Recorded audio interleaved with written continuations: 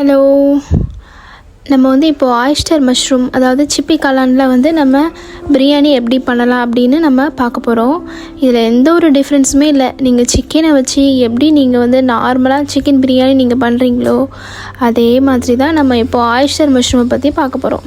இப்போது எப்போதும் போல் ஆயில், வெங்காயம், அப்புறம் பச்சை மிளகாய் போட்டு நல்லா வதக்கிக்கோங்க. நல்லா வதக்கிக்கிட்டு நீங்கள் வந்து வெங்காயத்தை போடும்போதே நீங்கள் வந்து கொஞ்சமாக சால்ட் ஆட் பண்ணிக்கோங்க. அப்படி ஆட் பண்ணிங்கன்னா கொஞ்சம் சீக்கிரமாக எல்லாமே வேக ஆரம்பிச்சிடும். ஸோ நம்மளுக்கும் ஈஸியாக இருக்கும். அதுக்கப்புறமா உங்கள்கிட்ட பட்டர் இருந்தால் பட்டர் ஆட் பண்ணுங்கள். இல்லை அப்படின்னா நெய் கூட நீங்கள் ஆட் பண்ணிக்கலாம். இது ஆப்ஷனல் தான், இப்போ ரொம்ப கம்பல்சரிலாம் கிடையாது. வேணும்னா நீங்கள் ஆட் பண்ணிக்கலாம். அதுக்கப்புறமா இஞ்சி பூண்டு பேஸ்ட் நம்ம கொஞ்சம் ஆட் பண்ணிவிட்டு மறுபடியும் நல்லா எல்லா இடத்துலையும் ஸ்ப்ரெட் ஆகிற மாதிரி நல்லா கிளறி விட்டு அதோட ஸ்மெல் வர வரைக்கும் நம்ம வந்து இஞ்சி பூண்டு விழுதை நம்ம நல்லா கிளறிக்கணும். அப்புறம் சிக்கன் மசாலா, அந்த சிக்கன் மசாலா போட்டுக்கோங்க. நாங்கள் மோஸ்ட்லி குழம்பு மசாலா தான் நாங்கள் எல்லாத்துக்குமே யூஸ் பண்ணுறது.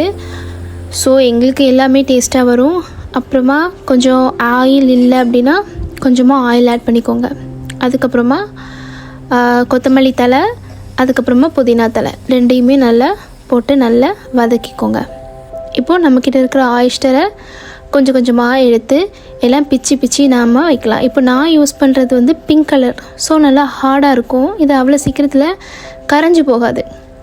நான் வந்து பிங்க்கும் யூஸ் பண்ணுறேன், ஒயிட்டும் யூஸ் பண்ணுறேன்.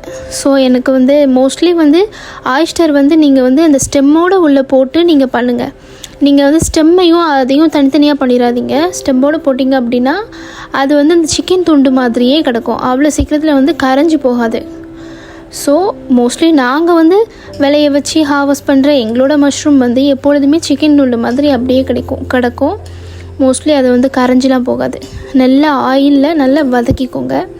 நம்ம ஆயிஸ்டர் மஷ்ரூமில் என்ன பெனிஃபிட்ஸ் அப்படின்னா இதில் கொஞ்சம் கேர்டும் ஆட் பண்ணிக்கோங்க. கேர்டு கொஞ்சம் ஆட் பண்ணிக்கோங்க. நம்ம ஆயிஸ்டர் மஷ்ரூமோட பெனிஃபிட் என்னென்னா, இப்போ நீங்கள் சிக்கனை வந்து நீங்கள் சிக்கன் குழம்பு வைக்கும்போது அதில் ஒரு ஆயில் விடும் பார்த்தீங்களா, அதே மாதிரி நம்மளுடைய ஆயிஸ்டரும் ஆயில் விடும். ஸோ அதனால தான் வந்து இந்த சிப்பி காளான் வந்து டேஸ்ட் வந்து அப்படியே சிக்கன் மாதிரி மட்டன் மாதிரி இருக்குன்னு சொல்லுவாங்க. ஸோ நல்ல பார்த்திங்களா, சுற்றி பார்த்திங்களா ஆயில் விடுது. நான் ஆயில் கம்மியாக தான் யூஸ் பண்ணேன். பட் ஈவன் அதுலேருந்து கொஞ்சமாக அது ஆட் பண்ணதுக்கப்புறமா அதுலேருந்து கொஞ்சமாக வந்து ஆயில் வரும். இப்போ நீங்கள் வந்து அப்புறமா தேவையான அளவுக்கு தண்ணி, இப்போ நீங்கள் வந்து 4 கப்பு அரிசி போடுறீங்க அப்படின்னா 5 கப்பு தண்ணி ஊற்றுங்க. ஸோ வந்து உங்களுக்கு கரெக்டாக இருக்கும். ஸோ கப்பை பொறுத்து இப்போ வந்து ஒரு கப்புக்கு 1.5 கிளாஸ் தண்ணி அப்படிங்கிற மாதிரி நீங்கள் யூஸ் பண்ணிக்கோங்க. அதுக்கப்புறமா நான் எப்போதுமே என்ன பண்ணுவேன்னா லாஸ்ட்டில் தான் அந்த தண்ணி ஊற்றும் போது மட்டும்தான் நான் வந்து தக்காளியை வந்து நான் ஆட் பண்ணுவேன். அதுக்கப்புறமே இப்போ ரைஸ் ஆட் பண்ணுறேன். அவ்வளோதான், வேறு எந்த ஒரு டிஃப்ரென்ஸுமே இல்லை. நார்மல் தான். நார்மலாக நீங்கள் யூஸ்வலாக ஒரு சிக்கன் பிரியாணி நீங்கள் எப்படி வைப்பீங்களோ அதே மெத்தட் தான். அதுக்கப்புறமா வந்து இது வந்து என்னென்னா சிப்பி ஆயிஸ்டர் மஷ்ரூம் பிரியாணி. இது வந்து சிப்பி காளான் பிரியாணி. இது வந்து நான் வந்து இரும்பு தவாவில் தான் நான் வைக்கிறேன்.